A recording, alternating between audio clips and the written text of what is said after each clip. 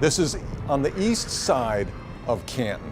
Is that correct? East right side. there on the right-hand side. On the right-hand side. You can see how it all of a sudden disappears, how you see a bit of a skyline, then all of a sudden that cloudiness just becomes on the ground. That's a large tornado.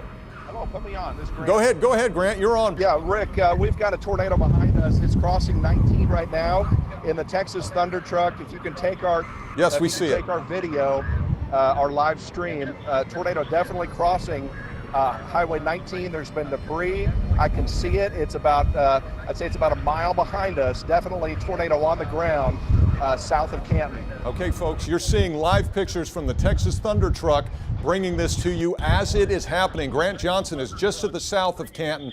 This tornado is moving along State Highway 19 and is moving to the north.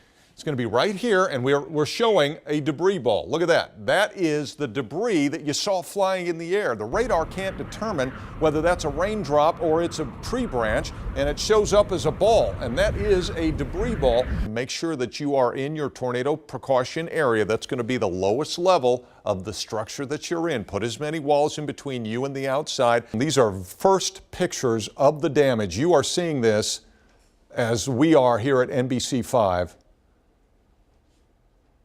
And it looks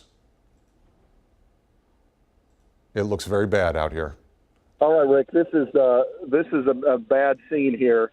We are east of Canton on I-20, and there are dozens and dozens of cars that have been flipped. It's a major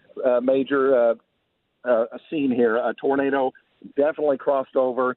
Tonight, the damage and search for survivors. We had a 3-level house. We were down to the last level, and half of that roof was gone. So what happened when it hit? Sucked the house right off on top of us. Tonight, we know at least one person is dead near Canton and dozens more are hurt across North Texas. You know, the amount of destruction here is truly breathtaking, especially when you consider there were dozens of people inside of this church right here when that tornado hit. And the amount of devastation and the trail of devastation continues just a few miles up the road. Parts of Canton tonight are scenes of utter devastation. We're here on the parking lot of what was I-20 Dodge. Take a look at this. This was the brand new showroom, just blown apart. This place basically took a direct hit. 4 people are dead. Countless lives need to be rebuilt after the storms in Van Zant, Henderson, and Rains counties. We also have this new video of one of the tornadoes. Take a look. A storm chaser shot.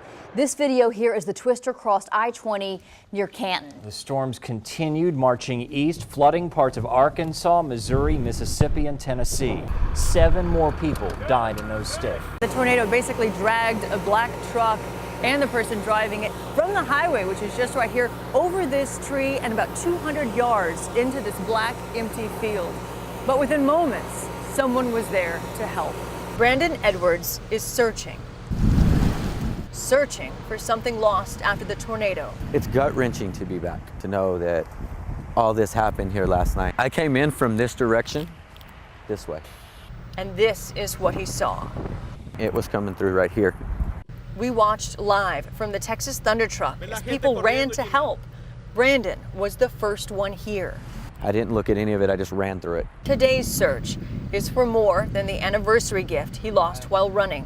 I found the knife that I lost last night as I come through this point. He's also searching for the loved one of the man who died. Let her know that her husband did not die in that vehicle alone last night, that there was people trying to help him. On a day like this, he lost everything. Images stick with you. Unbelievable, unbelievable. Quiet, powerful moment. There was just a concrete slab. A snapshot of time.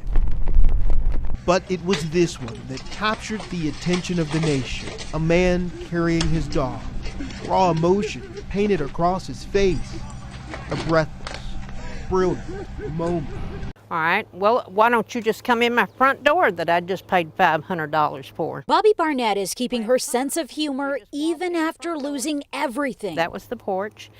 You walk into the living room. Her home along hard-hit Van Zant County Road 2301 was right in the path of a monstrous tornado, packing winds of more than 150 miles an hour. No insurance to cover the loss and no help from FEMA.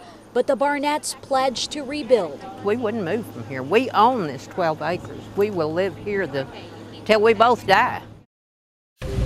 Tonight, it started with hundreds of school bus drivers running red lights. They know better. But our investigation led to so much more. They are a financial time bomb waiting to explode. A government agency on the brink of collapse. Millions of your money spent on risky business. Why have the finances gotten so bad? The $25 million land deal no one wants to talk about. For weeks now, we've been asking for a response to these questions. Who orchestrated? I'm still trying to understand how you became involved in this land deal. Who profited? This thing just stinks to high heaven. And how taxpayers got stuck with a bill. Now, why in the world would you do something stupid like that? NBC5 investigates. Big buses, bigger problems. The land deal. As Dallas County schools sank into financial trouble, the agency sold taxpayer-owned land to get quick cash. But in return, taxpayers got stuck with a huge bill. Tonight, we've learned a man tied to a risky business venture that got DCS into financial trouble helped orchestrate the land deal. One of his associates profited from it. Meanwhile, they gave thousands to the DCS board president's campaign. NBC5 Investigates obtained a copy of the purchase agreement from DCS. It says a man named Slater Swartwood from Ann Rock Realty was the seller's listing broker representing DCS on the land deal. Turns out Swartwood has connections to Force Multiplier. Mr. Swartwood? Hi, Scott Friedman from NBC in Dallas. How are you? I was hoping you could help answer some questions for me, sir. When we caught up with Swartwood in New Orleans, he told us it was Robert Leonard from Force Multiplier who brought him in on the DCS land deal. I'm just trying to understand what happened with this transaction. Can you help me answer some questions? Bob Leonard is going to answer the questions today. Was it Bob Leonard who suggested that you become involved in that transaction? He did. Can you tell me why? Yeah, because of my background. And I'm a consultant for him. Swartwood left before we could ask him about these records. They show Swartwood's family and a business registered to his home in New Orleans have donated more than $32,000 to DCS board president Larry Duncan's campaign since 2012, the year DCS launched the bus camera program. That money was just part of $245,000 in donations Duncan received from people with connections to Force Multiplier. Did you take campaign contributions in exchange for certain actions on contracts? I already sent a statement. What does your statement say? I have not seen a statement from you. Larry, taxpayers deserve answers to this. You're an elected official. Why won't you talk to us? I already sent a statement. I haven't seen your statement. Why can't you explain to me what your statement would say, and why can't you answer questions about this, sir? Hey, Rick, how are you? I've been trying to reach you. We have some questions about the sale-leaseback deal, Rick. I'm not interested in speaking. We can trying to understand how someone with connections to Force Multiplier profited from that deal, Rick. Rick, you're still being paid by taxpayers. Letha has information on that, I'm sure, Scott. Rick, she doesn't. These are questions only you can answer, sir. Just hours after we exposed the DCS land deal, lawmakers at the state capitol reacted. And I'm reading through NBC5 on their website. State Representative Lance Gooden pressed DCS Interim Superintendent Letha Mullins for answers. Gooden suggesting Mullins should contact law enforcement about what our story uncovered. I would pick up the phone tomorrow and maybe call other law enforcement folks and ask them to come and do a quick audit if you all have nothing to do with what's developed, because this article. That is correct. We do not. This article is very serious. And new overnight, we know what the future holds for Dallas County Schools. That's the bus agency in serious financial trouble. Voters decided to shut the agency down. NBC5's Scott Friedman has been following the problems at DCS for a year, major missteps in funding, and the voters clearly saw what you've uncovered, Scott, and they responded.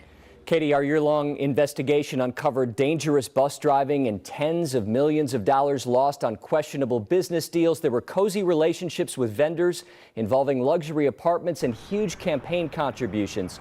We shined a light on the problems. Now it remains to be seen if the solution voters have chosen is one that will work well. The board that runs DCS will be removed 1 week from today. A dissolution committee will take over operating the buses through the end of the school year. After that, it'll be up to Dallas ISD and the 8 other school districts that use DCS.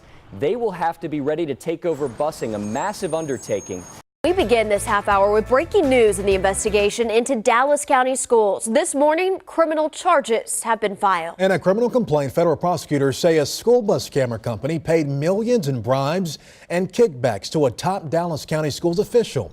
The federal investigation began after NBC5 Investigates raised questions about that company's relationship with DCS and business deals that resulted in huge losses of taxpayer money at the school busing agency. Senior investigative reporter Scott Friedman has been on the story from the start and is live with the latest for us this morning. Scott, good morning to you. Well, good morning. The court documents detail for the first time what prosecutors describe as a criminal conspiracy, millions of dollars in bribes and kickbacks in exchange for school bus contracts at DCS. What's the likelihood, do you think right now, that there's somebody out there waiting to get in? There is somebody out there trying to get in. Where? That's the key. Where? This week, 3 news powerhouses are teaming up to take you to the Texas border. An in-depth look at what it'll take to build a wall and the impact it'll have by land, sky, water, every inch covered. Tonight on NBC5 News at 10. Year after year, the Rio Grande Valley is one of the busiest border sectors in the U.S. In 2014, Border Patrol agents in McAllen caught more than 250,000 people trying to sneak into the U.S. illegally. Wide open country where dust storms outnumber people. Welcome to rural New Mexico, inhospitable land that Border Patrol agents call home. This permanent outpost, called a forward operating base, is where border agents live for 8 days at a time. It's having the means and the ways of putting your resources closer to the border. Agent Ramiro Cordero says it allows agents to be more effective and efficient. Without it, They're going to spend their entire shift just driving down to the border and back. New Mexico's entire southern border is protected by agents working out of the El Paso sector, which is headquartered more than 130 miles away. Agents like Richard Arevalo. This is called sign cutting. He's keeping a close eye on the dirt. It's the most basic way we have of finding illegal aliens. He's been doing it for nearly 9 years. It looks like the outline of a footprint. We're not just looking for the footprints, we're also looking for tiny little disturbances, just like that one.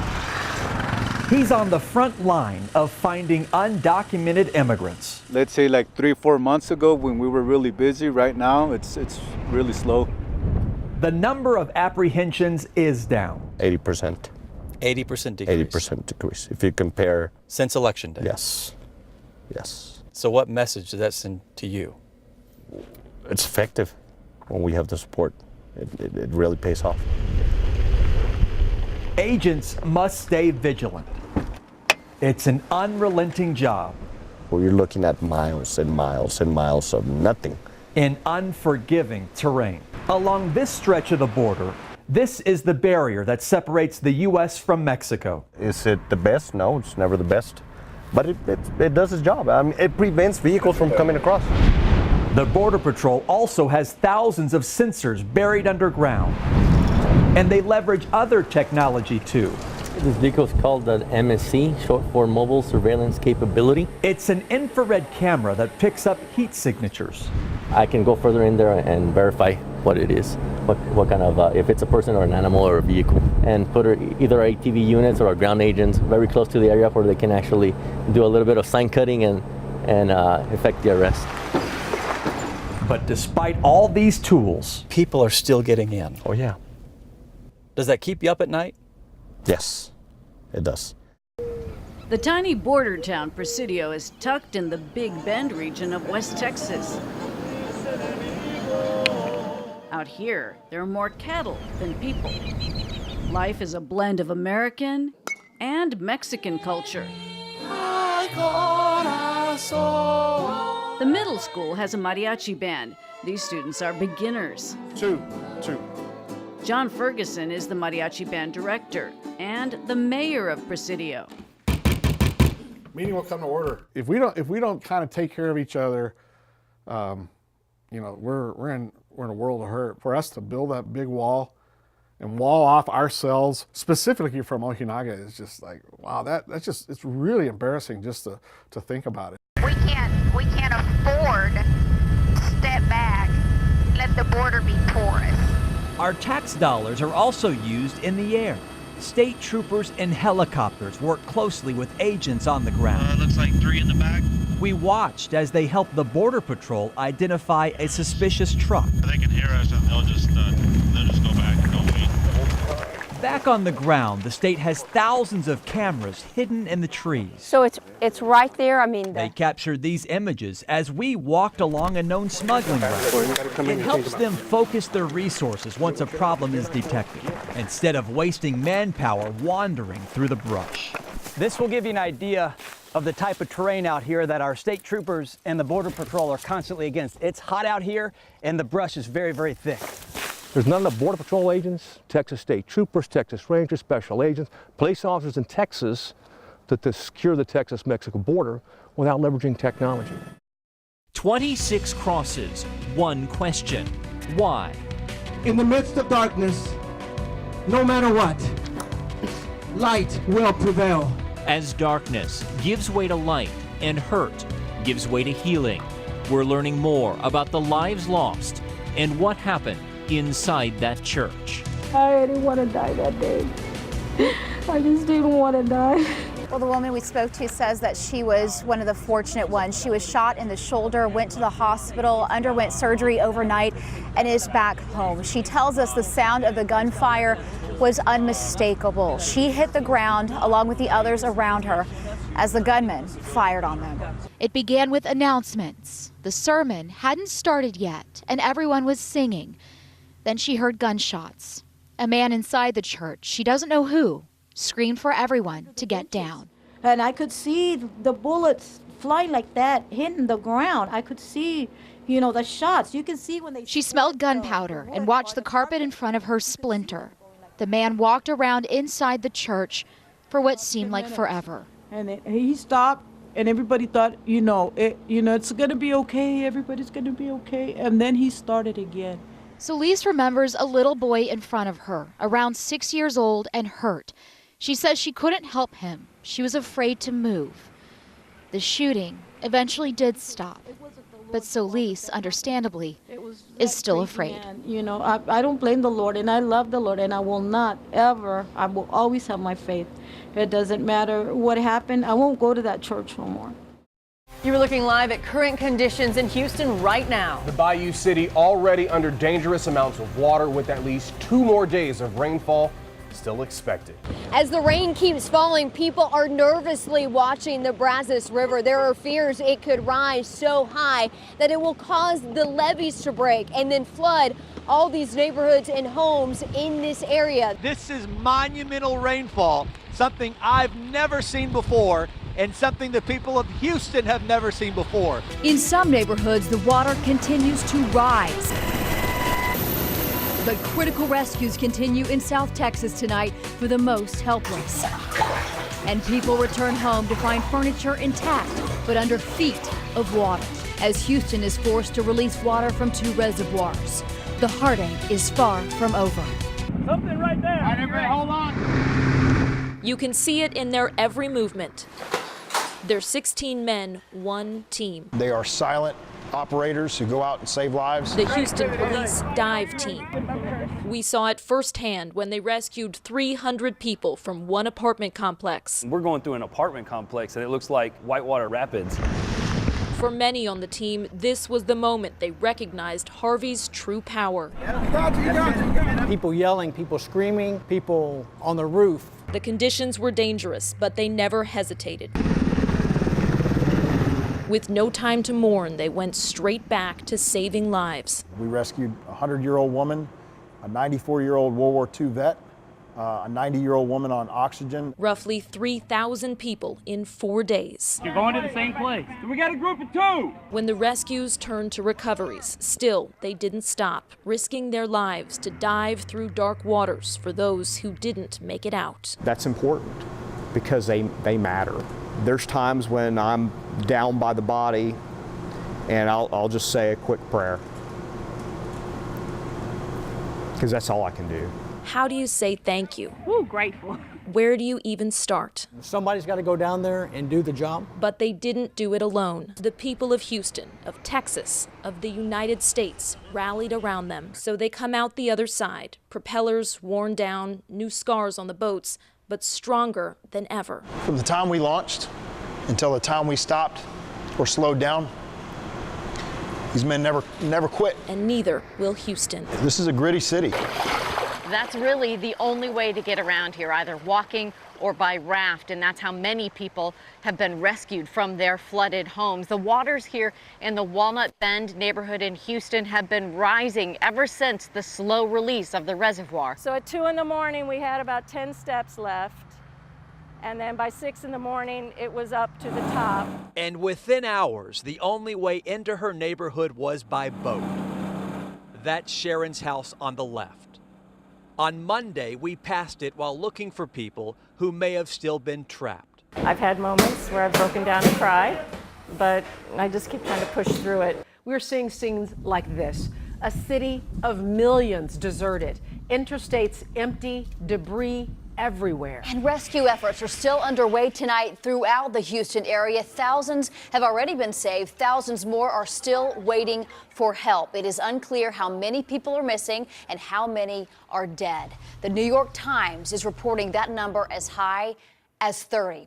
Richard Martin of Dickinson is one of the evacuated people. He said his home had several inches of water when he was evacuated. You look exhausted. I am. What's your mental state right now? Stressed. That's about all. You look blank almost. Well, I mean, here I am in a city where I don't know anyone and got no money, got no car. I have the clothes I'm wearing and my dog. Right now, there is no difference between the bayou and the parking lot of this apartment complex. The water is so high. Take a look, this is somebody's front door. This is a family that thought we could ride this thing out, but as the rains continue to fall here in spring, this is what they're left with. The fire department's here to rescue them. 5 days into this storm, the level of misery and tragedy continues to mount here. We learned today that at least 5 people have died in this storm, including a Houston police sergeant. Dozens of others are missing. You can go for miles in any direction from where I'm standing, and you will find heartache. Texas connects us, and when we see one community hurting, we all hurt here in the Lone Star State. The flooding was bad, and we knew that, but we didn't know it was going to come that drastic. The rain just continues to come down here in Houston. Scenes like this are typical all over the greater Houston area. Wherever we need to be, we'll be there. Sometimes it's the worst of times that bring out the best in people.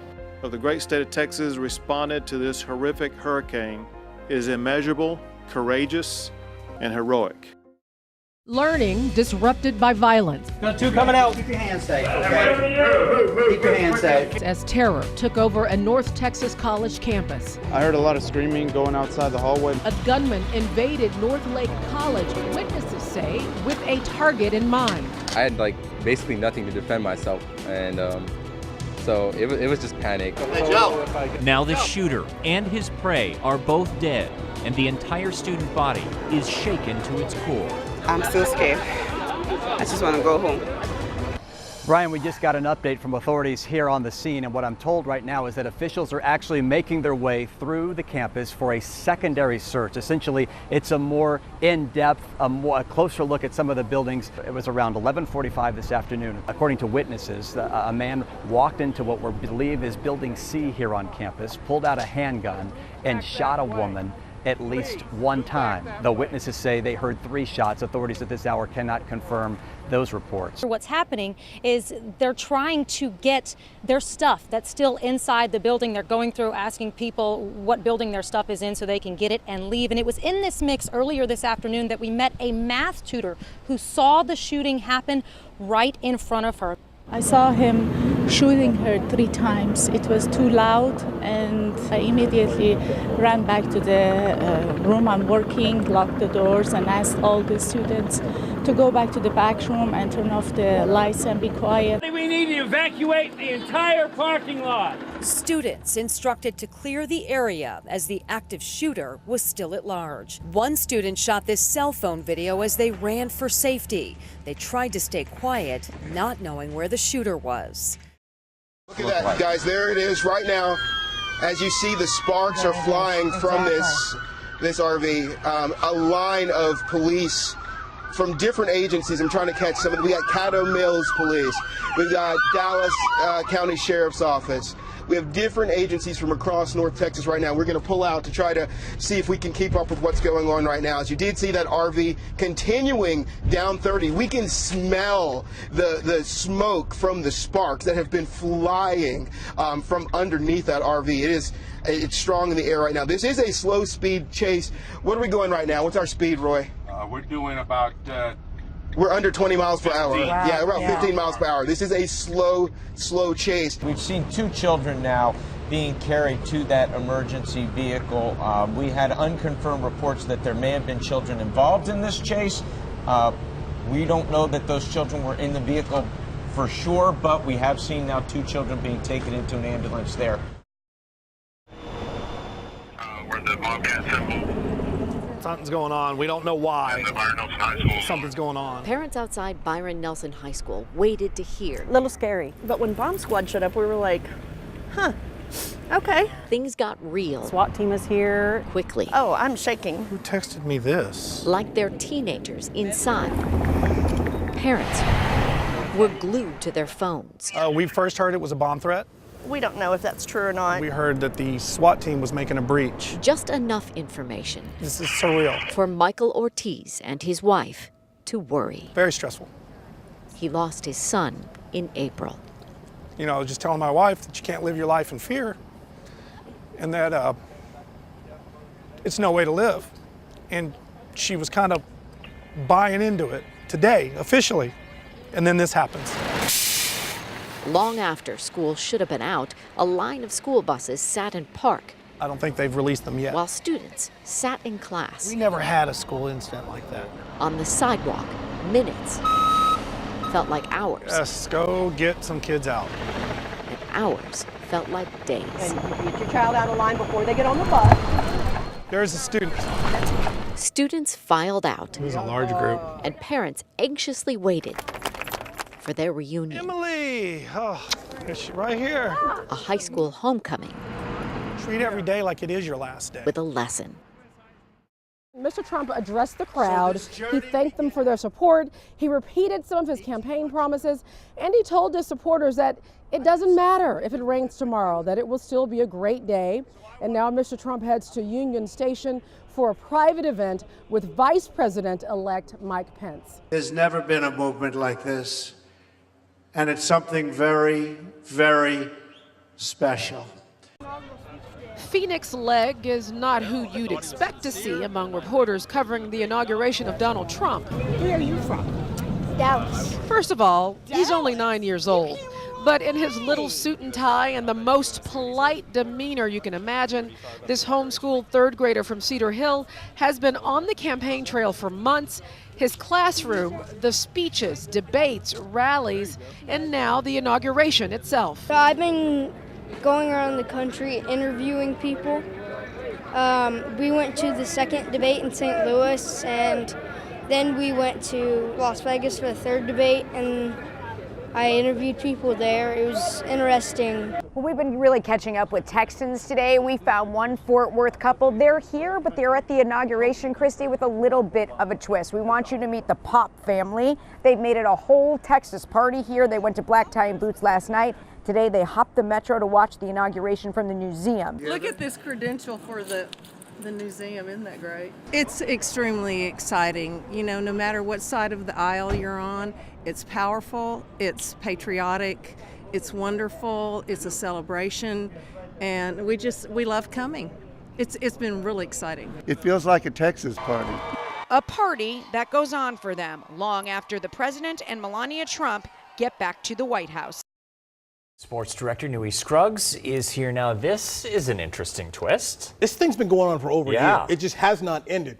All right, the NFL needs to get out of the discipline business because they keep looking bad. Cowboys running back Ezekiel Elliott suspended 6 games by the NFL's commissioner, Roger Goodell. All right, in his appeals hearing this week, it was revealed that the NFL's lead investigator, the only person who interviewed Elliott's accuser, Tiffany Thompson, not only recommended no punishment for Zeke Elliott, she didn't even get to present her views to Commissioner Goodell personally. Suzanne, from Dust You Came. You know, I like this because this is not a parking lot where we're waiting for them to drive to us. Have a good one, brother. It just gives it a little bit more, to me, a little bit more passion, a little bit more representation. You stand out here and you represent something to them, and for some they don't understand exactly what it is, but the Holy Spirit kind of takes care of the rest.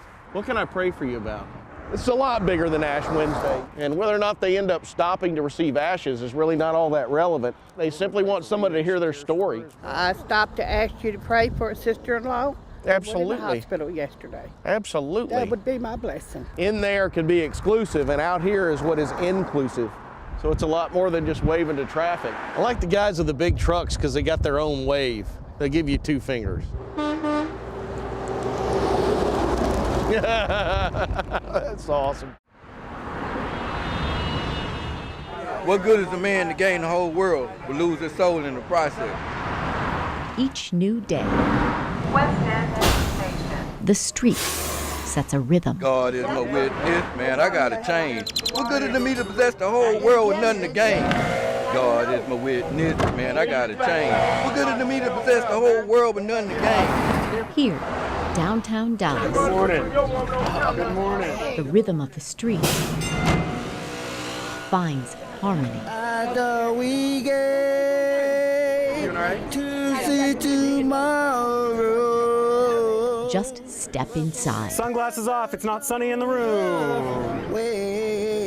Take out Everybody Rejoice. If you're new, catch on. Jonathan Pallant is choir director. 1, 2, ready, and go. Everybody look around. Over the past 2.5 years, 1,200 singers have been part of his choir in downtown Dallas. It's a scrappy group. In this room, practice doesn't have to make perfect. I mean, the sound is pretty scrappy, but it's passionate. Just look at Elizabeth Armstrong's smile. Have a seat. I'm in my happy mode when I'm starting to sing. I can't even sing. I don't have a voice. But listen. Arnez Ivy's heart is pitch perfect. It brings joy to my heart. What do I get out of it? Wow. I mean, it's just unbridled joy. We're down to the wire. The pressure is on. And a 1 and go. That's because tomorrow, 22 of these singers will perform. You know who's going to introduce the song? I told you this already, right?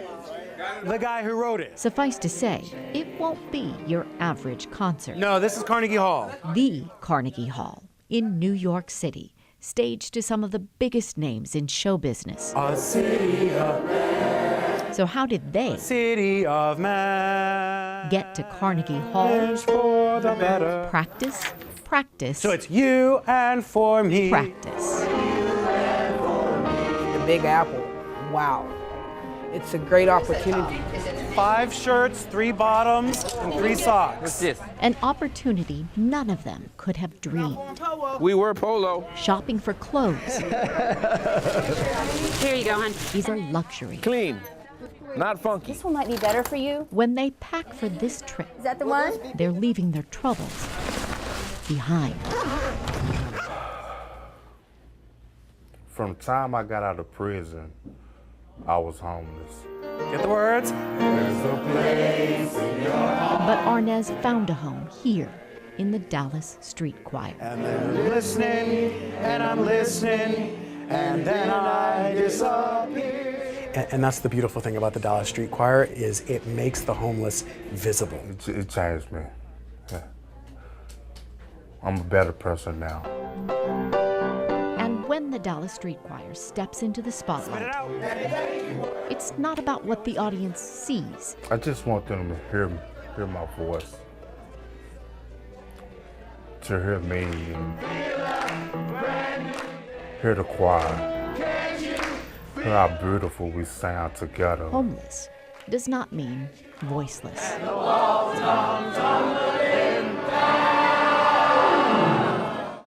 We all have a place out there, someplace we're heading. Our place is in the sky and on the ground, with a team keeping you up to speed on the road ahead every morning. We're here to help you be there. NBC5 Today, Texas connects us. Nearly 7,500 local pets found their forever homes. Thank you, North Texas, for helping us clear the shelters. Thank you, Clear the Shelters. NBC5 Texas connects us. We all have those who depend on us, the ones we love. Every morning, you depend on us to watch over them. With the largest team of weather experts, commanding the most powerful weather technology. And the severe weather has now passed. Depend on us every morning. NBC5 Today, Texas connects us. Breaker 5, this here's Thunder Truck. What's your 20, Storm Ranger? A dark patch of clouds on the edge of town was looking real mean. Had Sky Ranger there up in the air along with the whole NBC storm fleet. When a Texas breeze shook the trees about a mile out of Frisco town, I said, Storm Ranger, this here's Thunder Truck. Let's chase this twister down. Weather convoy. We're taking it right to the storm, good buddy. Weather convoy. This here radar truck is mobile. Come back. Come rain or snow, we're on the road, tracking tornadoes in real time, scanning the air way up there for stuff no one else can find. When a funnel cloud hits the ground, we'll be on the scene. I said, Storm Ranger, this here's Thunder Truck. We're the ultimate storm tracking team. Weather convoy. Breaker 19, nobody else can make that click. Nobody. We got some rough weather up ahead. Tonight, North Texas stands ready to help. Military planes fly evacuees here to safety. I woke up about 3 in the morning, had 3 foot of water in my apartment. Our fellow Texans who've left behind their homes, everything they have disrupted by devastation. My neighboring houses aren't so lucky. They had about 4.5 foot of water in their houses. With much of the Gulf Coast in crisis, our community prepares for an historic relief effort. You're watching NBC5 News at 10. Tonight, a welcome sign as big as Texas. The Dallas Omni with a message for Gulf Coast evacuees. North Texas is here to help. Good evening, I'm Christy Nelson. And I'm Meredith Land. Tonight, a catastrophic flood disaster is deepening. Houston is paralyzed as unrelenting rain pushes water higher and higher. But as Harvey continues to lash Texas and transform the Gulf into a disaster zone, we're also seeing glimpses of goodwill and humanity tonight. Our team coverage begins tonight. We have NBC5 crews throughout the Houston area and in North Texas, where hundreds of evacuees just arrived. We start with NBC5's Brian Curtis, who is just north of downtown Houston. Brian? Christy and Meredith, this catastrophe continues to unfold in Houston tonight. Houston is a city that is crippled. This is part of the reason why. This is Buffalo Bayou that you're looking at. The problem is it is covering Memorial Drive with as much as 15 feet of water. The scale of the disaster here is so large that we know that President Trump is on his way. He will visit the Gulf Coast tomorrow to survey the damage. And then there is the issue of the dead and the missing. We honestly just don't know how many there are at this point. The reason? The rain. It just will not stop. There has not been a single minute of this day when it has not been pouring rain. For the very latest on this storm, let's go back to the studio and NBC5 meteorologist Rick Mitchell. Rick, when will this stop? Brian, we got to get through tomorrow. I think by Wednesday it will start to taper off as the storm moves away. But as Brian said, this is a radar view that looks very similar to last night. A couple of tornado warnings going on. You have very heavy rainfall. Additional rainfall through Wednesday will likely be up around 8 or 9 inches in the Houston area, perhaps a little higher off to the north. This is the very latest path that is just in. The path, now this is some good news, has been shifted a little more to the east. So by tomorrow evening at 7 p.m., it'll be a tropical storm as it is right now, winds of 45 miles per hour southeast of Houston. By Wednesday, 7 p.m., it's north of Lake Charles. By that point, Houston should be dry, okay? Then the system kind of picks up and moves on to the north. Notice how far to the east it is of DFW. I think our rain chances are pretty minimal around here. I'll have more on that coming up in a bit. Brian, back to you. All right, thank you, Rick. You know, we have seen some incredible rescues today. Our Alice Barr continues our live team coverage. She is in the Cloverleaf area of the city. Alice, I know you got to know some people pretty well today. It's hard not to get to know people when you see them in these conditions, Brian. This was the staging area where we met some folks from the Houston Police dive team earlier today. It is not safe tonight to go back into the neighborhoods where they took us, but because of their quick work, dozens of people are safe.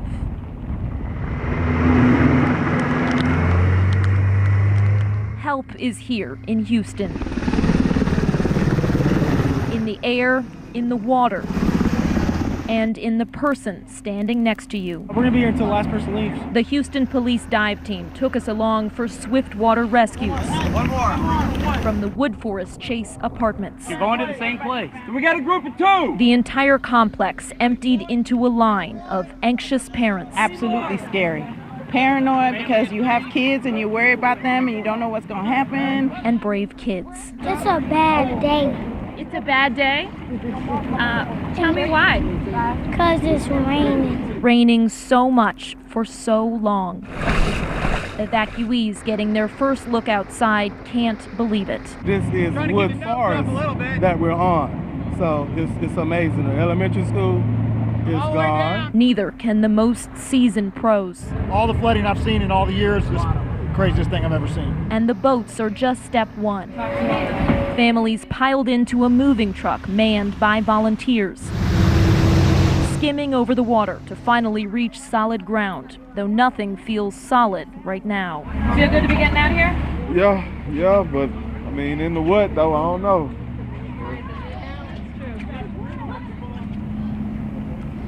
And that is the truth. I cannot say enough good things about that Houston Police dive team that we went out with today, out there saving lives nonstop. Brian, as you mentioned, it's difficult for Houston Police to have any kind of sense of how many people have died, but I can tell you that dive team we were with told us they have seen bodies in the water.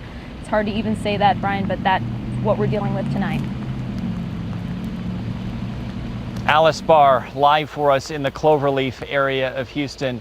And we know tonight that even as the rain continues to fall in the darkness, that Texas National Guardsmen are out right now rescuing people here in Houston by flashlight.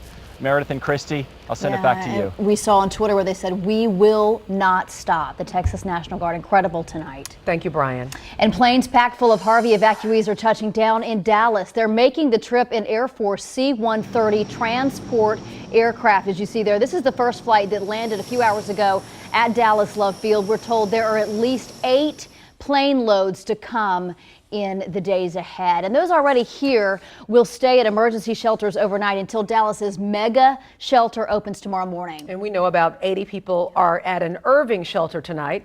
Maria Guerrero continues our team coverage there live. Maria? And Christy, we are right now awaiting 2 more buses full of people to come here from Love Field. Men, women, and children and their pets are then processed back here. You can still see some folks making their way toward this shelter. They will be escorted into the shelter where they will be able to enjoy a hamburger, take a shower, and go to sleep. I am told this shelter will be full in 2 hours. This evening, the first 2 buses arrived at the Lively Point Youth Center here in Irving with 77 people, including several children and senior citizens. 12 animals were also brought here. This center will be a temporary shelter for up to 200 evacuees for a couple of days, maybe a week or more. Richard Martin of Dickinson is one of the evacuated people. He said his home had several inches of water when he was evacuated. And let me tell you, it is easy to see in his eyes that he has been through a lot. You look exhausted. I am. What's your mental state right now? Stressed. That's about all. You look blank almost. Well, I mean, here I am in a city where I don't know anyone and got no money, got no car. I have the clothes I'm wearing and my dog. I didn't know they help people that good, but apparently they do. They jump right on it. And that was John Devereaux, but back out here live right now in Irving, you can see 2 school buses. I can see several people in these buses, and this is what we have seen this evening. This is the second load of people coming from Love Field as we speak. They're coming in here, they're going to be unloaded and then processed, and that process includes a background check for all of the adults. There is a basic medical care being provided in this shelter, grief counselors as well, because like I said, there are several children involved in this evacuation as well. Now, one thing I do want to note is that a lot of people, of course, want to help. We saw one person coming here with a case of water.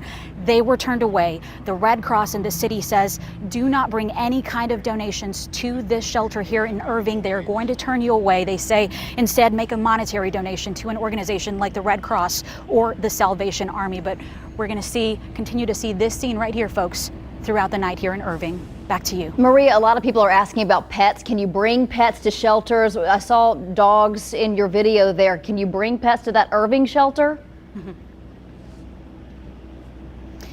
Yeah, so we have 12 pets at least that were brought with this first load. They are going to be housed here. The city is taking care of that, so they don't need any kind of donations. But that is the good thing, because in past storms, I remember seeing that people didn't leave their homes because they weren't allowed to take their animals, their pets, their fur babies, a lot of people say, with them. But in this case, fortunately, a lot of people have been able to bring their pets with them, Meredith. Yeah, they don't want to leave them behind. All right, Maria, thank you so much. And Dallas ISD just confirmed it will enroll students that evacuate from the Gulf Coast. Enrollment begins tomorrow for those kids. If you're concerned about having the right documentation, the district tells us they will turn no one away, and they will have social workers, counselors on hand to help students who need it. Fort Worth is also ready to take in people who fled the storm. The city is preparing to open 3 shelters at the request of Governor Abbott. Evacuees will be welcomed at the Wilkerson Grimes Athletic Center. The city also sent firefighters and first responders. And hundreds of thousands of people along the Gulf Coast have no power right now. For some, it's been several days since they have been in the dark. In a few hours, Encore will send a convoy of employees and contractors from North Texas to Coastal Bend area to help. And we will be there as they leave live on NBC5 today, beginning at 4:30 a.m. That's tomorrow. And new since we saw you at 6 o'clock, more help is arriving here for people along the coast. Aerial refueling aircraft arrived a few hours ago at the Naval Air Station Fort Worth Joint Reserve Base. It's part of an Air Force search and rescue team from Florida. Helicopters will arrive in the morning. They're all waiting for orders to head to the coast if they are needed. And all day we've been hearing some remarkable stories from NBC5's Chris Gutierrez. He is still out in the elements right now, live in Spring tonight with more remarkable rescue stories. Chris. Christy, it's incredible when you think of an area that has already received 30+ inches of rain. So everywhere you try to navigate around here in the Houston area, you see this. We're constantly confronted with this yellow tape. That means we can't get anywhere. This morning when we left Dallas-Fort Worth, we had every intention of getting into downtown Houston, but we couldn't. Take a look at this video here. Once we got to a certain cross section of I-45, it became a parking lot, and a Tex-Mex restaurant right off the interstate turned into a boat dock. So we jumped on a boat with a couple of guys from Lufkin, and we set out into a neighborhood in Spring to see what we could find. These guys came in from Lufkin because they wanted to help, trying to make a difference, looking for people who may be trapped. And it's incredible what we saw. These houses with the water almost to the rooftops. We didn't come across anybody, but these guys tell me why they came down. Listen here. Just to help the people. It's really sad. If you see all the stuff down here, people, I've seen all the pictures on Facebook, all that good stuff. It doesn't do it justice.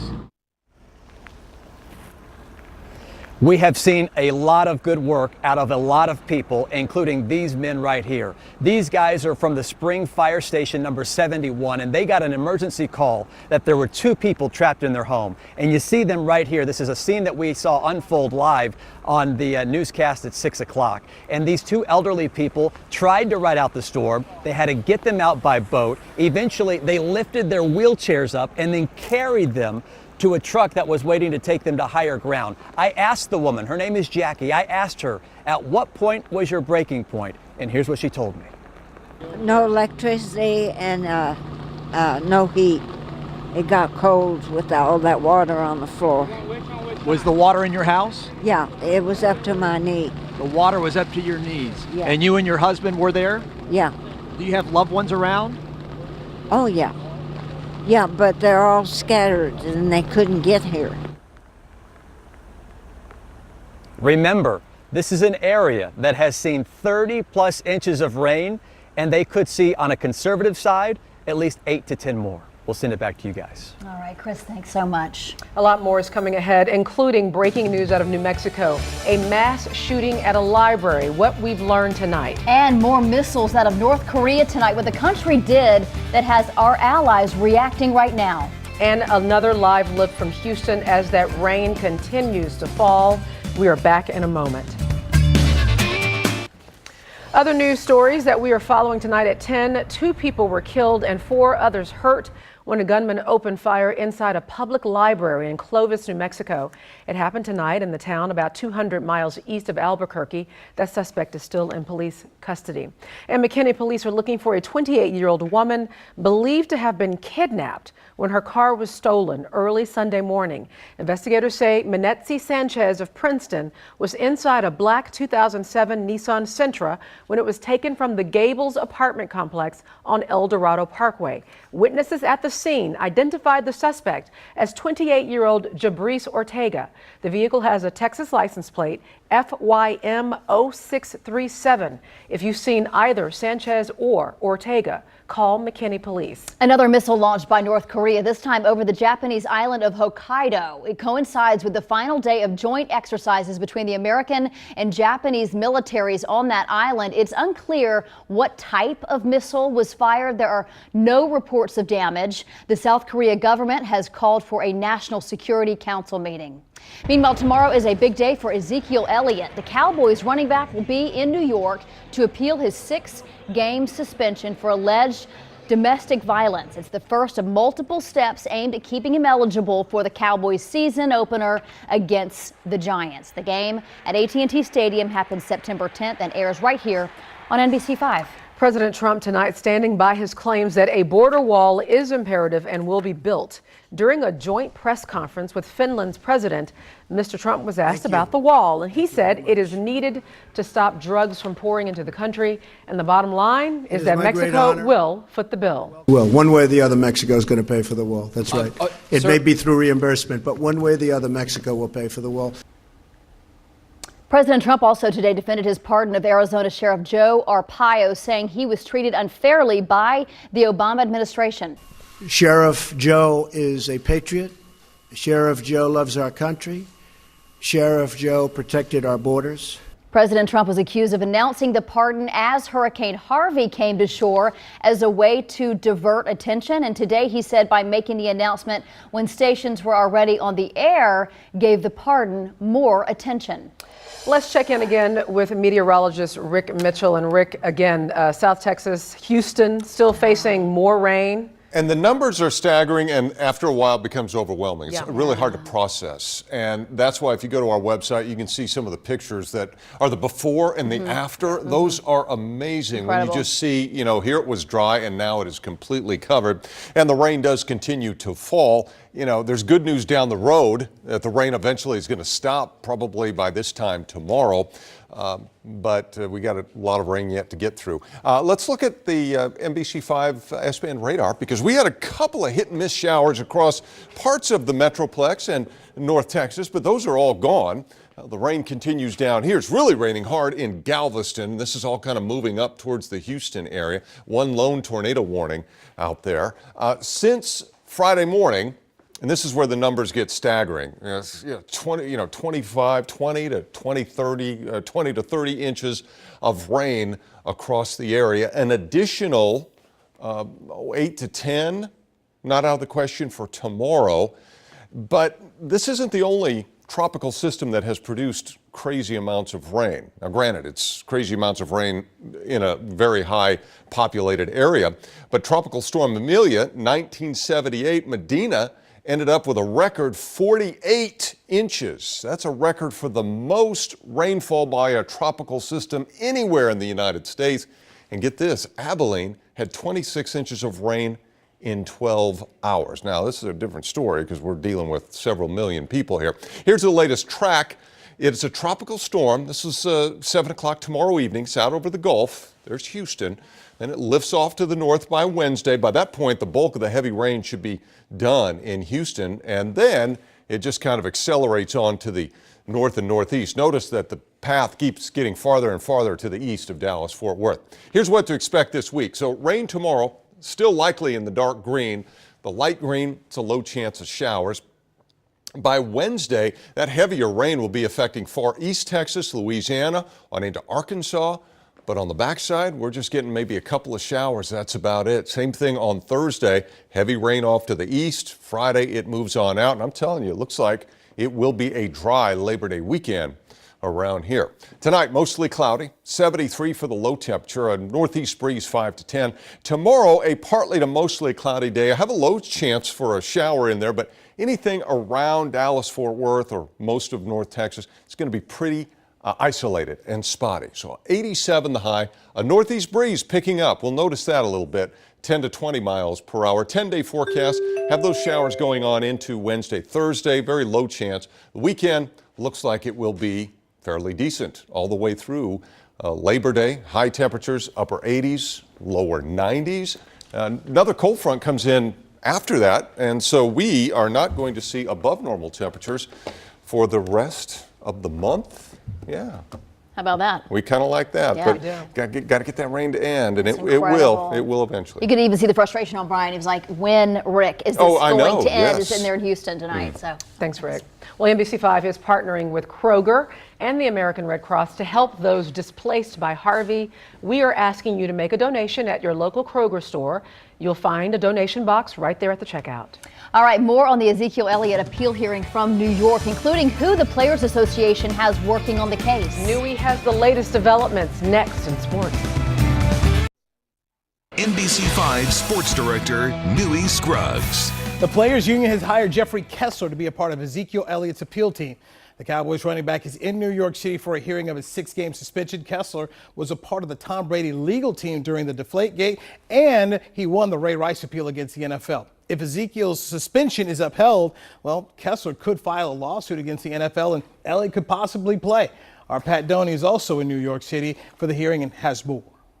Cowboys running back Ezekiel Elliott is here in New York City preparing for a Tuesday morning appeal hearing with arbitrator Harold Henderson, hoping to get his 6-game suspension reduced. The hearing will take place just a few blocks from here at the NFL offices on Park Avenue. Elliott is scheduled to arrive at the offices at about 8 a.m. Central Time. His accuser, Tiffany Thompson, will not be there. Elliott's representatives asked Henderson to have Thompson be a part of the hearing, and he denied that request.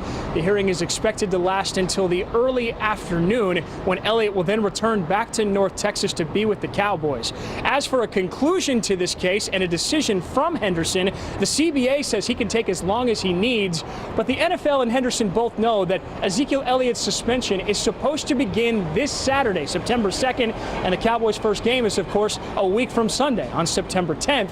So there is a chance that Henderson could come to a conclusion by as early as this Friday, almost certainly by next week.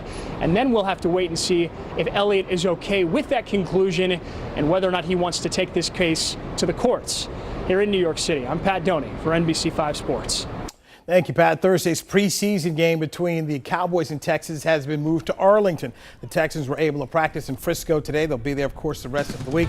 Kickoff scheduled for 7. Rangers and Astros prepare to face off in Florida. Why didn't it happen in Arlington? More on that after the break. The series between the Rangers and Astros is supposed to start up tomorrow in Houston. It will instead be played at Tropicana Field in St. Petersburg, home of the Tampa Bay Rays. A source told me several Astros coaches and players wanted to play in Arlington. In fact, the Astros were here in DFW, but Houston management would only play the 3-game series if the Rangers agreed to switch their 3-game homestand in late September. The Rangers declined, and the Astros would rather make their club fly to Florida. In 2015, due to civil unrest in Baltimore, the Orioles moved their series to Tampa Bay, and the Orioles did not get a series switch. So there is precedent there. But it's there's some hurt feelings out there. But at the end of the day, the Rangers were offering Arlington. The Astros were already here. Right. They could have played it, and the Rangers were going to give all the proceeds to the Astros. But the Astros said, you must give us your September dates. And they said, no, we're not going to do that. They wouldn't do it. That's too bad. They go to Florida. All right. We'll be right back. All right, a lot of people are talking about this. It's going viral on Facebook. Horses being rescued in floodwaters near Cleveland, which is in Liberty County. We're told that all of those animals were saved. Incredible. Amazing. Still amazing pictures pouring out of that area. I think anything that involves animals, because they don't really know what's going on. But, yeah. They're all good. Well, thanks for joining us. We'll be tracking Harvey's developments overnight. You can catch the latest on NBC5 today beginning at 4:30 a.m. Good night.